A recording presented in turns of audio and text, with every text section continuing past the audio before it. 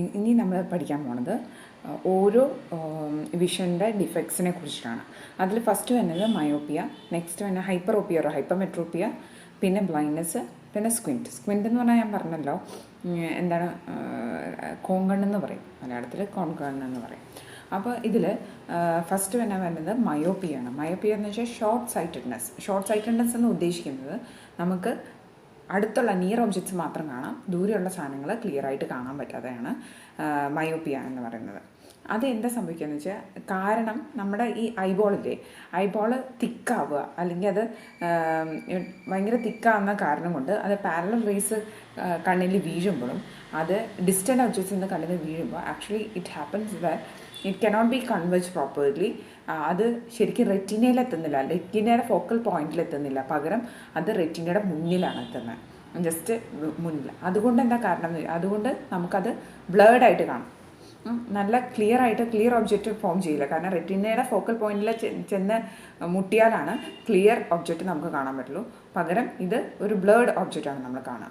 അപ്പോൾ ആദ്യം നമ്മുടെ കോർണിയയിൽ അത് വരും, അതായത് ട്രാൻസ്പാരൻ്റ് ആയിട്ടുള്ള ഒരു മെംബ്രെയിൻ, അതിൽ കൂടെ അത് തട്ടി നമ്മുടെ ഉള്ളിൽ ഒരു ലെൻസ് ഉണ്ട്, ആ ലെൻസിൽ തട്ടിയിട്ടാണ്, ലെൻസിൽ നിന്നാണ് അത് കൺവേർട്ട് ചെയ്തിട്ട് നമ്മുടെ റെറ്റീനയുടെ ഫോക്കൽ പോയിന്റിൽ വരുന്നത്.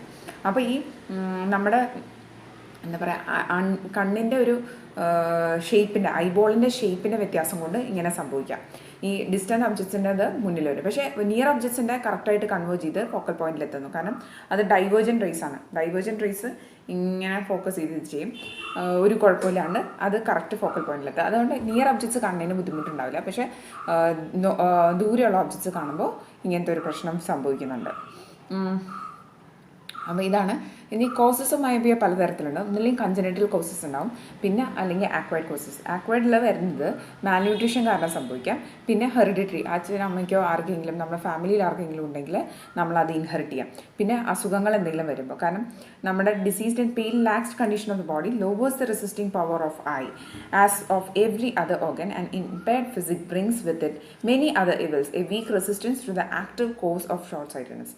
എന്തെങ്കിലും അസുഖങ്ങളുണ്ടെങ്കിൽ അതിൻ്റെ പാർട്ടായിട്ട് വരാം. പിന്നെ നമ്മൾ ഓവർ യൂസ്, ഇപ്പോൾ കുറേ ബുക്ക് വേംസ് ആയിട്ടുള്ള ആൾക്കാരെ കണ്ടിട്ടില്ലേ, ഫുൾ ടൈം ബുക്ക് വായിച്ചുകൊണ്ടിരിക്കുന്നവർക്ക് കുറേ നേരം നമ്മളിങ്ങനെ നിയർ ഒബ്ജക്ട്സിനെ മാത്രം ഫോക്കസ് ചെയ്തത് കഴിയുമ്പോൾ നമുക്ക് ഈ ദൂരെയുള്ള സാധനങ്ങൾ കാണാൻ ഒരു ബുദ്ധിമുട്ട് വരാൻ തുടങ്ങും. പിന്നെ അതേപോലെ ഈ കുറേ നേരം കമ്പ്യൂട്ടർ സ്ക്രീന് അല്ലെങ്കിൽ മൊബൈൽ സ്ക്രീൻ കാണുമ്പോഴും ഷോർട്ട് സൈറ്റഡ്നെസ് വരാനുള്ള ചാൻസ് കൂടുതലായിരിക്കും. ഇതാണ് നമ്മൾ ഷോർട്ട് സൈറ്റഡ്നെസ്സിനെ കുറിച്ച് പറയാനുള്ളത്. പിന്നെ പറയുന്നത് സിംറ്റംസ് ഓഫ് ഷോർട്ട് സൈറ്റഡ്നെസ് എന്ന് പറഞ്ഞു കഴിഞ്ഞാൽ തലവേദന വരാം, പിന്നെ ബോർഡിൽ എഴുതുന്ന സാധനങ്ങൾ കൃത്യമായിട്ട് മനസ്സിലാവാതെ വരുമ്പോൾ കുട്ടികൾ പഠിക്കാൻ ബാക്ക്വേർഡായി പോകും. പിന്നെ വരുന്നത് കണ്ണിന് ഇറിറ്റേഷനും, എപ്പോഴും കണ്ണ് റബ്ബ് ചെയ്തുകൊണ്ടിരിക്കും കാണാൻ പറ്റാത്തതുകൊണ്ട്. ദൂരെയുള്ള സാധനങ്ങളൊക്കെ ബ്ലേർഡായിട്ട് കാണാൻ പറ്റുള്ളൂ, നല്ല ക്ലിയർ ആയിട്ട് കാണാൻ പറ്റില്ല ഒബ്ജക്ട്സ്. അപ്പോൾ അതിൻ്റെ പ്രശ്നങ്ങൾ വരും. പിന്നെ ബുക്കുകൾ കൂടുതൽ അടുത്ത് പിടിക്കുക, അപ്പോൾ നിയർ സൈറ്റഡ്നെസ് മാത്രം അവരെ കൃത്യം ക്ലിയർ ആയതുകൊണ്ട് അവർ കൂടുതൽ അടുത്ത് പിടിക്കുന്ന ഒരു പ്രവണത കാണിക്കും. പിന്നെ ഡിസ്റ്റൻറ്റ് ഒബ്ജക്ട്സ് കാണാത്തതുകൊണ്ട് ക്ലാസ്സിൽ ശ്രദ്ധിക്കില്ല കുട്ടികൾ. ഇതൊക്കെയാണ് സിംറ്റംസ് ഓഫ് ഷോർട്ട് സൈറ്റഡ്നെസ് ആയിട്ട് കാണുന്നത്. പിന്നെ നമുക്ക് ഇതിലൊരു ഫിഗർ തന്നിട്ടുണ്ട്, അതിൽ കൃത്യമായിട്ട് ഈ ഫിഗർ നിങ്ങൾ വരച്ചു വെക്കുകയാണെങ്കിൽ നിങ്ങൾക്ക് അതിനെക്കുറിച്ച് നല്ല ഒരു ധാരണയുണ്ടെന്ന് മനസ്സിലാവും. റെറ്റീന എന്ന് പറഞ്ഞു കഴിഞ്ഞാൽ ഇതിൻ്റെ ബാക്ക് സൈഡാണ് കാണിക്കുന്നത്. ഫ്രണ്ട് സൈഡിൽ നമ്മൾ ഇങ്ങനെ പാരലൽ റേസ് വരുന്നു, നേരെ 3 വരകൾ തമ്മിലുണ്ടോ, നേരെ 3 വരകളാണ്. അത് ഇതാണ് റെറ്റീന എന്ന് വിചാരിച്ചോളൂ. അപ്പോൾ ഇതിൻ്റെ ഫ്രണ്ട് പോർഷനിൽ ഇവിടെ പോയിട്ട് നമ്മൾ ലൈറ്റ് കൺവേർജ് ചെയ്യും. അപ്പോൾ എന്താ പറ്റുക, ശരിക്കും ഫോക്കൽ പോയിന്റ് ഓഫ് റെറ്റീനയിൽ വന്നിട്ടല്ല അത് കൺവേർജ് ചെയ്യുന്നത്. അങ്ങനെ സംഭവിക്കുമ്പോൾ നമുക്ക് ബ്ലർഡ് വിഷൻ കിട്ടും. അത് ഷോർട്ട് സൈറ്റഡ്നെസ്. ഇനി നോർമൽ സൈറ്റ് ആണെങ്കിൽ കാണിക്കുന്നത് ഇത് കണ്ടോ, നോർമൽ സൈറ്റിൽ താഴെ തന്നിട്ടുണ്ട്, ഇതിങ്ങനെ വന്നിട്ട് ഇവിടെ തന്നെ കറക്റ്റ് ഫോക്കൽ പോയിന്റിൽ വരും. ഏകദേശം മനസ്സിലായെന്ന് കഴിഞ്ഞു. പിന്നെ പ്രിവെൻഷൻ എന്തൊക്കെയാണ് ചെയ്യുക, ഇതിന് ശരിക്കും പറഞ്ഞു കഴിഞ്ഞാൽ കോൺകേവ് ലെൻസാണ് ആവശ്യം, ഉള്ളിലേക്ക് ഇൻവേർഡ് കൺവേർട്ട് ചെയ്യുന്ന. അപ്പോൾ നമ്മൾ ഇൻവേർഡ് കൺവേർജിങ് ലെൻസാണ് ആവശ്യം എന്ന് പറഞ്ഞല്ലേ. പിന്നെ നമ്മൾ ചെന്ന് കഴിയുമ്പോൾ യൂഷ്വലി ലാസിക് സർജറി ഒക്കെ ചെയ്ത് നമുക്കത് കറക്റ്റ് ചെയ്യാൻ പറ്റും. പിന്നെ കുട്ടികൾക്ക് ഫ്രണ്ട് സീറ്റ് പ്രൊവൈഡ് ചെയ്യുക, പിന്നെ കുട്ടികളുടെ റൈറ്റിംഗ് ആൻഡ് സിറ്റിംഗ് പോസ്റ്റർ നമ്മളൊന്ന് കറക്റ്റായിട്ട് ചെക്ക് ചെയ്യുക. പിന്നെ കുട്ടികളെ ഫൈൻ പ്രിൻസിൽ ചെറിയ പ്രിൻസ് വായിക്കാൻ ബുദ്ധിമുട്ടായിരിക്കും, അങ്ങനെ ഉള്ള കൊടുക്കാതിരിക്കുക. പിന്നെ സ്പെക്ടക്കിൾസ്, കോൺകേവ് ലെൻസുള്ള സ്പെക്ടക്കിൾസ് നമുക്ക് റെക്കമെൻഡ് ചെയ്യാം.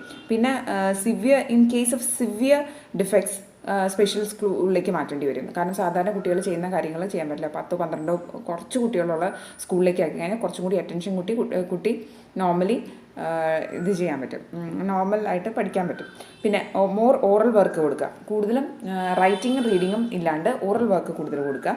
പിന്നെ വലിയ ബോൾഡ് ലെറ്റേഴ്സ്, വലിയ ലെറ്റേഴ്സുള്ള ബുക്ക് കൊടുക്കുക. പിന്നെ ക്ലാസ് റൂം നല്ല ലൈറ്റൻഡ് ആണെങ്കിൽ പ്രശ്നങ്ങളുണ്ടാവില്ല. ഇതാണ് നമ്മൾ ഷോർട്ട് സൈറ്റഡ്നെസ്സിനെ കുറിച്ച് പറയാനുള്ളത്. ഇനി ലോങ് സൈറ്റഡ്നെസ്സിനെ കുറിച്ച് ഞാൻ ബേസിക്കലി നിങ്ങൾക്കൊരു ഐഡിയ കിട്ടിയാൽ മതി എന്താണെന്ന്, ജസ്റ്റ് എന്താണെന്നുള്ള കൃത്യമായിട്ടുള്ള ഒരു ഐഡിയ കിട്ടിക്കഴിഞ്ഞാൽ നിങ്ങൾക്ക് എഴുതാൻ പറ്റും. നെക്സ്റ്റ് ഹൈപ്പർമെട്രോപ്പിയോ അല്ലെങ്കിൽ ഹൈപ്പറോപ്പിയോ അല്ലെങ്കിൽ ലോങ് സൈറ്റഡ്നെസ്. ലോങ് സൈറ്റഡ്നെസ്സിൽ സംഭവിക്കുന്നത് കൺജനിറ്റൽ ഡിഫക്റ്റ് ആയിട്ടാണ് സാധാരണ വരിക. ഇതിൽ ഐബോൾ മറ്റേതിൽ ഐബോൾ നമ്മൾ പറഞ്ഞാൽ എന്താ തിക്കാണെന്നാണ്. ഇതിൽ എന്ന് വെച്ച് കഴിഞ്ഞാൽ ഷോർട്ട് സൈറ്റഡ്നെസ്സിൽ ഐബോൾ തിക്കാണെങ്കിൽ ലോങ് സൈറ്റഡ്നെസ്സിൽ ഐബോൾ ഷോർട്ടും ഫ്ലാറ്റും ആണ്. ഷോർട്ടും ഫ്ലാറ്റും ആകുമ്പോൾ rays of light are not focus upon the retina but rays from a distant point focus behind the retina. ദൂരെ നിന്നുള്ള ഇത് ബിഹൈൻഡ് ദ റെറ്റിന വരും. അപ്പോൾ ദൂരെയുള്ള സാധനങ്ങൾ നോക്കുമ്പോൾ ബ്ലേർഡ് ആയിട്ടുള്ള വിഷൻ കിട്ടും, നല്ല ക്ലിയർ വിഷൻ കിട്ടില്ല. അതേസമയം near objects need more accommodation and finally near objects വലിയ കുഴപ്പമില്ലാണ്ട് നമുക്ക് കാണാൻ പറ്റും. പക്ഷെ കുറേ നാൾ കഴിയുമ്പോൾ പിന്നെ അതും കാണാൻ ബുദ്ധിമുട്ടായി വരും. അപ്പോൾ ഹൈപ്പറോപ്പിയ കൂടിക്കഴിഞ്ഞ് കഴിഞ്ഞാൽ നിയർ ആൻഡ് അടുത്തുള്ളതും ദൂരെയുള്ളതും കാണാൻ ബുദ്ധിമുട്ടായിട്ട് സംഭവിക്കാം. സിംറ്റംസ് എന്തൊക്കെയാണ്? ലോങ് സൈറ്റഡ് ആയിട്ടുള്ള ആൾക്കാരുടെ ഐബോൾസ് സ്മോൾ ആയിരിക്കും, ഐസ് സ്മോൾ ആയിരിക്കും, ഡീപ്പ് സെറ്റ് ആയിരിക്കും വിത്ത് കൺട്രാക്റ്റഡ് ഐബോൾ ചെറുതായിട്ടുള്ള ഒരവസ്ഥയിലുള്ളതായിരിക്കും. പിന്നെ ഇങ്ങനെ കണ്ണ് ബ്ലിങ്ക് ചെയ്തുകൊണ്ടിരിക്കും ആൾക്കാർ, കണ്ണിൽ നിന്ന് വെള്ളം വന്നുകൊണ്ടിരിക്കും. കാരണം ഇവർ അക്കോമഡേറ്റ് ചെയ്യാൻ അല്ലെങ്കിൽ അത് കാണാൻ വേണ്ടിയിട്ട് അവർ കുറച്ച് സ്ട്രെയിൻ കൂടുതൽ എടുക്കുന്നുണ്ട്. അത് തന്നെ അതിൻ്റേതായ പ്രശ്നങ്ങൾ നമുക്ക് കാണാം.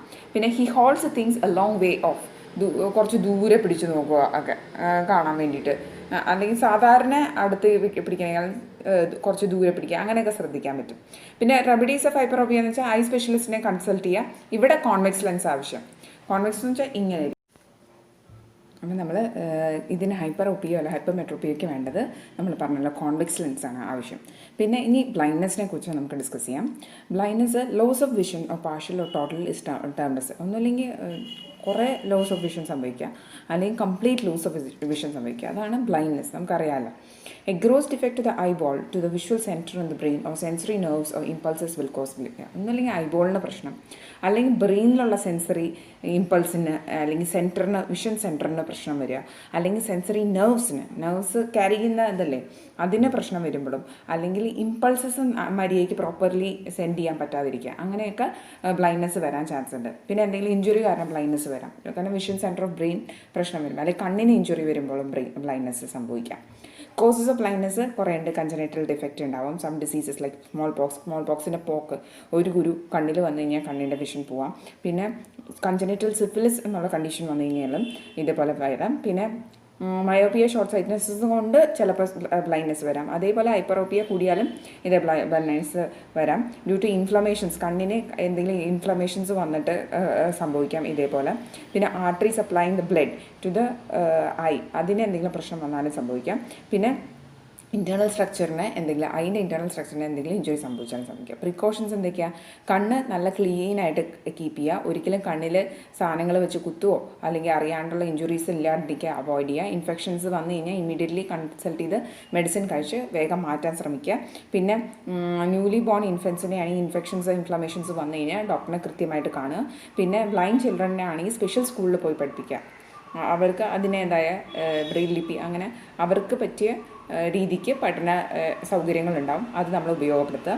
പിന്നെ വൊക്കേഷണൽ എഡ്യൂക്കേഷൻ കൊടുക്കുക അങ്ങനത്തെ ആൾക്കാർക്ക്, ഇങ്ങനത്തെ പ്രശ്നങ്ങളുള്ള ആൾക്കാർക്ക്.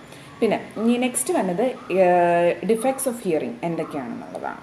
Def children with impaired hearing overlooked and sometimes accepted as mentally dull.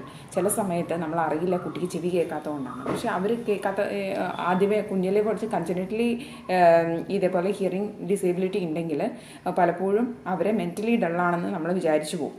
Without proper physical examination many children suffering from hearing problems are missed. Deafness is serious problem and എഡ്യൂക്കേഷന് അത് വലിയ പ്രശ്നം ഉണ്ടാക്കും.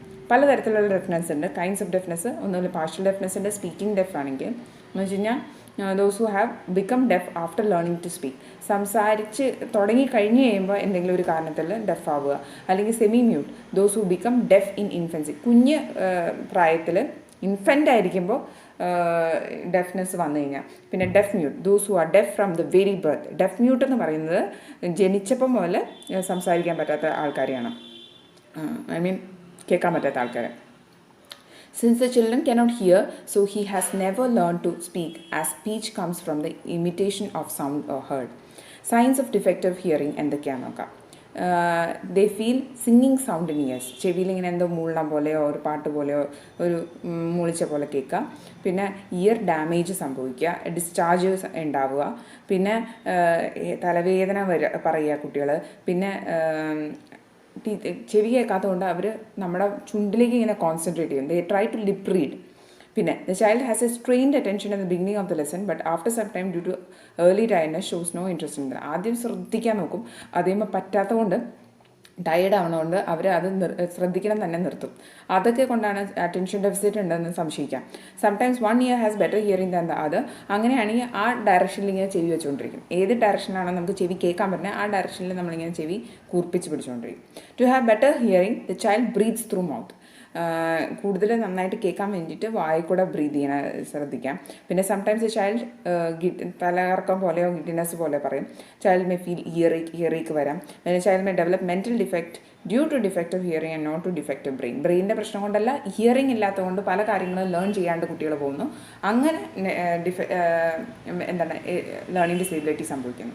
കോസസ് ഓഫ് ഡെഫ്നെസ് പലതരം causes ഉണ്ട്. ഒന്ന് heredity, ഫാമിലിയിൽ അത് റൺ ചെയ്യേണ്ടെങ്കിൽ നമുക്ക് വരാനുള്ള ചാൻസസ് ഉണ്ട്. ഫസ്റ്റ് കസിൻസിനോ അല്ലെങ്കിൽ നമ്മുടെ തൊട്ടടുത്ത ബ്ലഡ് റിലേഷൻ ഉണ്ടെങ്കിൽ നമുക്ക് ഹയർ ചാൻസസ് ആണ്. Due to some diseases like ഡെഫ്യൂഡിസം acquired at an early stage may be due to variety of diseases.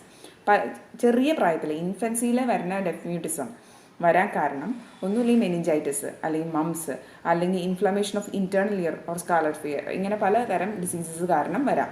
പിന്നെ ആക്സിഡൻറ്റ്സ് എന്തെങ്കിലും സംഭവിച്ച് ബ്രെയിനിൻ്റെ ആ ഹിയറിംഗ് സെൻറ്ററിന് എന്തെങ്കിലും ഇഞ്ചുറി സംഭവിച്ചു കഴിഞ്ഞാൽ ഇതേപോലെ നമുക്ക് കേൾക്കാതെയാവും. പിന്നെ അക്യുമുലേഷൻ ഓഫ് വാക്സ് കൂടുതൽ അക്യുമുലേറ്റ് ചെയ്താലും ഇതേ പ്രോബ്ലംസ് നമുക്ക് സംഭവിക്കാൻ ചെവി കേൾക്കാതെയാവാം. പിന്നെ ഏജ് ഫാക്ടർ, വയസ്സാവും തോറും ഈ ഇൻറ്റേർണൽ ഇയർ ഡിഫറൻസ് കൂടും. പിന്നെ പോയ്സണിങ് കാരണം ഹിയറിംഗ് എന്തുകൊണ്ടാണ് ടുബാക്കോ, ക്വിനൈൻ അല്ലെങ്കിൽ അതേപോലെ സിഫിലിസ് അല്ലെങ്കിൽ മംസ് അങ്ങനത്തെ അസുഖങ്ങൾ വന്നാലും ഇതേപോലെ ചെവിയുടെ ഇതിന് പ്രശ്നം വരാം. പിന്നെ ലൗഡ് നോയ്സ് ബ്ലാസ്റ്റിന് ഉള്ളിൽ നമ്മൾ പെട്ടുപോയി കഴിഞ്ഞാൽ ഇയർ ഡ്രം റപ്ചർ ചെയ്തിട്ട് ഇതേപോലെ ഡെഫ്നെസ് വരാം. പിന്നെ റോങ് പണിഷ്മെൻറ്റ്, അടിച്ച് കഴിയുമ്പോൾ ചിലപ്പോൾ കുട്ടികളെ തല്ലി കഴിയുമ്പോൾ ചിലപ്പോൾ ചെവിക്ക് ഇയർ ഡ്രം പൊട്ടുക അങ്ങനത്തെ പ്രശ്നങ്ങൾ വരാം. പിന്നെ അല്ലെങ്കിൽ ഓഡിറ്ററി നെർവ്സിന് എന്തെങ്കിലും പ്രശ്നങ്ങൾ വരാം. ഓഡിറ്ററി നെർവ്സ് ആണ് ഹിയറിങ്ങിൻ്റെ nerves. Auditory means related to hearing. By putting pins of pieces of hard wood കൊണ്ട് ഇതേപോലെ എന്തെങ്കിലും ഡാമേജ് സംഭവിക്കുക ഇൻറ്റേർണൽ ഓർഗൻസിന്. പിന്നെ exposure to cold also causes ear disturbances. അതൊക്കെ ചെറിയ കുറച്ച് നേരത്തേക്കുള്ള ഡെഫ്നെസ് ഒക്കെ സംഭവിക്കുള്ളൂ. അങ്ങനെ ചെറിയതാണ് നമ്മൾ ട്രീറ്റബിൾ ആണ്. By diving into cold salt water, ഇതുകൊണ്ട് പ്രഷർ ഡിഫറൻസ് കാരണം ഇൻഫെക്ഷൻ കൊണ്ട് നമുക്ക് ചെവി കേൾക്കാതെയാവാം. Prevention and treatment of deafness എന്തൊക്കെയാണ്? Allow partially deaf children to sit in front row. ഇങ്ങനെ ചെവി കേൾക്കാൻ ബുദ്ധിമുട്ടുള്ളവരെ ഫ്രണ്ടിലിരുത്തണം, അത് നമുക്കറിയാലോ. പിന്നെ hearing aid can be recommended in case. പിന്നെ examination of ear should be conducted by ear specialist എപ്പോഴും നോക്കുക. ഇപ്പോൾ സാധാരണ അനുസരിച്ച് ജനിച്ച കുട്ടികളുടെ തന്നെ അപ്പം തന്നെ നമ്മൾ ഹിയറിംഗ് ടെസ്റ്റ് ചെയ്തിട്ടാണ് വിടുക. അതിനൊരു പ്രത്യേക ടെസ്റ്റ് ഉണ്ട്, ഈ ട്യൂണിംഗ് ഫോർക്ക് ടെസ്റ്റ് എന്ന് പറയും. അത് നിങ്ങൾക്ക് ആവശ്യമില്ല, പ്രത്യേകിച്ച് പഠിക്കേണ്ട കാര്യമില്ല. അതുകൊണ്ട് എന്നിട്ട് നമുക്ക് നോക്കും എന്തുകൊണ്ടാണ് ഡിഫക്റ്റ് എന്നുള്ളത് നമ്മൾ പ്രോപ്പറായിട്ട് കുഞ്ഞിലേ തന്നെ നമുക്ക് ടെസ്റ്റ് ചെയ്ത് നോക്കാൻ പറ്റും. റെയിൻസ് ടെസ്റ്റ്, അങ്ങനെ 2 ടെസ്റ്റുകളാണ് വരുന്നത്. പിന്നെ completely deaf or stone deaf should be educated in special schools. പ്രശ്നങ്ങളുള്ള കുട്ടികളെ സ്പെഷ്യൽ സ്കൂളിലാക്കുക. പിന്നെ ഇയർ പ്ലഗ്സ്, സ്വിം ചെയ്യാൻ നേരത്തെ ഇയർ പ്ലഗ്സ് വച്ച് സ്വിം ചെയ്യുക. പിന്നെ ഫോറിൻ സബ്സ്റ്റൻസസ് ഇയർ കനാലിൽ കയറി കഴിഞ്ഞാൽ അല്ലെങ്കിൽ ഇൻഫെക്ഷൻസ് ബീറ്റ്സ് അല്ലെങ്കിൽ ഇൻസെക്ട്സ് ഒക്കെ പോയി കഴിഞ്ഞാൽ അത് കൃത്യമായിട്ട് റിമൂവ് ചെയ്യുക. ഫിസിഷ്യനെ പ്രോപ്പറായിട്ട് കാണും. For any pain in ear or ear discharge വന്നു കഴിഞ്ഞാൽ തന്നെ ട്രീറ്റ് ചെയ്യാൻ നോക്കരുത്. You have to consult doctor. Test of hearing പലതരം ടെസ്റ്റ് ഉണ്ട്. The school doctor along with class teacher, health worker, health education teacher, ഇവരെല്ലാവരും കൂടിയാണ് ഹെൽത്ത് ടെസ്റ്റ് കണ്ടക്ട് ചെയ്തിരിക്കണം. ടൈം ടു ടൈം, പലപ്പോഴും ഇടയ്ക്കിടയ്ക്കായിട്ട് എപ്പോഴും കണ്ടക്ട് ചെയ്തുകൊണ്ടിരിക്കുക. This will enable the teacher to know the weaknesses of the children and instead of declaring them dull or mentally handicapped, the teacher can render them all possible help in the class. അപ്പോൾ whisper test ഉണ്ട്. This test most commonly used in schools, specially in physical education classes. Physical education ക്ലാസ്സസിലാണ് ഇതേപോലെ എന്തെങ്കിലും ഒരു physical deformity ഞാൻ കണ്ടുപിടിക്കാൻ എളുപ്പം. അപ്പോൾ each ear is gradually diminish at a distance of 20 feet. എന്ന് വെച്ച് കഴിഞ്ഞാൽ സൗണ്ട് പ്രൊഡ്യൂസ് ചെയ്യും. ഒരു 20 feet ദൂരത്തുനിന്ന് സൗണ്ട് പ്രൊഡ്യൂസ് ചെയ്യാൻ തുടങ്ങും. അത് കേൾക്കുമോ നോക്കും. എന്നിട്ട് അടുത്തേക്ക് കൊണ്ടുവരും. അടുത്തേക്ക് ഏത് വരെ കേൾക്കാം എന്നുള്ളത് നമുക്ക് അങ്ങനെ അസിസ്റ്റ് ചെയ്യാൻ പറ്റും. The distance is tested 1 by 1 first until the whisper voice is heard. Whisper voice കേൾക്കാൻ പറ്റുന്ന ഡിസ്റ്റൻസ് വെച്ച് നമ്മൾ അളന്ന് നോക്കും. It is difficult to connect this test at noisy places. ഭയങ്കര സൗണ്ടുള്ള സ്ഥലത്ത് ഇതേപോലെ ടെസ്റ്റ് ചെയ്യാൻ പാടാണ്. പിന്നെ വാച്ച് ടെസ്റ്റ് ഉണ്ട്. In this test the examiner should have normal hearing himself. അയാൾക്ക് നല്ല ഹിയറിംഗ് കപ്പാസിറ്റി ഉണ്ടാവണം. Because of the hearing ability of the children is compared with the എക്സാമിനറുടെ ഹിയറിംഗ് കപ്പാസിറ്റി ആയിട്ടാണ് കുട്ടിയുടെ ഹിയറിംഗ് കപ്പാസിറ്റി നമ്മൾ കമ്പയർ ചെയ്യുന്നത്. And the distance in inches at which the child hears and watches is noted. കേൾക്കാം എന്ന് വെച്ചാൽ ഏത് ഡിസ്റ്റൻസിലാണോ കുട്ടിക്ക് കേൾക്കാൻ പറ്റുന്നത് അത് നമ്മൾ നോക്കിയിട്ട് ആ ഒരു ഡിസ്റ്റൻസ് നമ്മൾ നോട്ട് ചെയ്ത് വെക്കും. If the examiner hears the ticking at 24 inches and the child only at 12 inches, the fraction would be 12 by 24. Ticking വാച്ചിൻ്റെ സൗണ്ട് ഏത് ഇതിലാണ് കുട്ടിക്ക് കേൾക്കണം നമ്മൾ ഇത് ചെയ്യും. പക്ഷേ ഈ വാച്ച് ചെയ്യുന്ന ആൾക്കും ഏത് ഡിസ്റ്റൻസിലാണ് കേൾക്കാൻ നോക്കുക. ഇത് രണ്ടും കൂടി ഇങ്ങനെ ഫ്രാക്ഷനായിട്ട് നമ്മൾ ഡിവൈഡ് ചെയ്തിട്ട് ഇപ്പോൾ 12 ആണ് കുട്ടിയുടെ, 24 ആണ് എക്സാമിനറിന്, 12 by 24 നേരം ഹാഫ് ഓഫ് ദ നോർമൽ. സാധാരണ ഹിയറിങ്ങിൻ്റെ കപ്പാസിറ്റിയുടെ പകുതിയുള്ളൂ അങ്ങനെയുള്ള കേസസിൽ. But it is not a standard. ഇതൊരു സ്റ്റാൻഡേർഡൈസ്ഡ് ആയിട്ടുള്ളൊരു രീതിയല്ല. എന്ന് വെച്ച് കഴിഞ്ഞാൽ ജസ്റ്റ് ഒരു റാൻഡം ചെക്കിങ് മാത്രമേ സംഭവിക്കുള്ളൂ. പിന്നെ ഓഡിയോമീറ്റർ യൂസ് ചെയ്യാം. Audiometer is the most accurate one. അത് this test consist of gramophone and number of headphones connected to it. ഒരു ഓഡിയോമീറ്റർ എന്ന് പറഞ്ഞാൽ ഒരു കോംപ്ലക്സ് ആയിട്ടുള്ള ഒരു മെഷീനാണ്. അതിൽ ഒരു സൗണ്ട് പ്രൊഡ്യൂസ് ചെയ്യാനൊരു സംഭവമുണ്ട്. അതിൻ്റെ കൂടെ കുറേ ഹെഡ്ഫോൺസ് ഉണ്ടാവും. എന്നിട്ട് ആ ഹെഡ്ഫോൺസ് യൂസ് ചെയ്തിട്ട് കുട്ടികളെ specially made gramophone record is used for the test. എന്നിട്ട് അതിൽ നിന്ന് കുട്ടികൾക്ക് പലതരത്തിലുള്ള സൗണ്ടുകളും പലതരം സൗണ്ട് കുറഞ്ഞ് കൂടിയൊക്കെ ഉള്ള പിച്ചസിലുള്ള സൗണ്ടുകൾ കേൾപ്പിച്ച് നോക്കുക. എന്നിട്ട് കുട്ടികളുടെ കപ്പാസിറ്റി നമ്മൾ എഴുതി റെക്കോർഡ് ചെയ്ത് വയ്ക്കും ഏകദേശം നമുക്ക്. എന്നിട്ട് ഏതാണ് പ്രശ്നം എന്നുള്ളത് നമ്മൾ കണ്ടുപിടിക്കും. ഇതാണ് യൂഷ്വലി ഹിയറിംഗ് കപ്പാസിറ്റി, ഡിഫക്റ്റീവ് ഹിയറിങ്ങിനെ കുറിച്ചിട്ടും ഡെഫ്നെസ്സിനെ കുറിച്ചിട്ടും പറയാനുള്ളത്. ഇനി നെക്സ്റ്റ് വരുന്നത് ഡിഫക്ട്സ് ഓഫ് സ്പീച്ചാണ്. സ്പീച്ചിൽ most common speech defect stammering. Stammering ആണ് സാധാരണ നോർമൽ കുട്ടികളിൽ കാണുന്ന ഏറ്റവും കോമൺ ആയിട്ടുള്ള ഡിഫക്റ്റ്. അപ്പോൾ അതിൽ sudden check of utterance of words, ഇങ്ങനെ കുറച്ച് നേരം ടൈം എടുത്ത്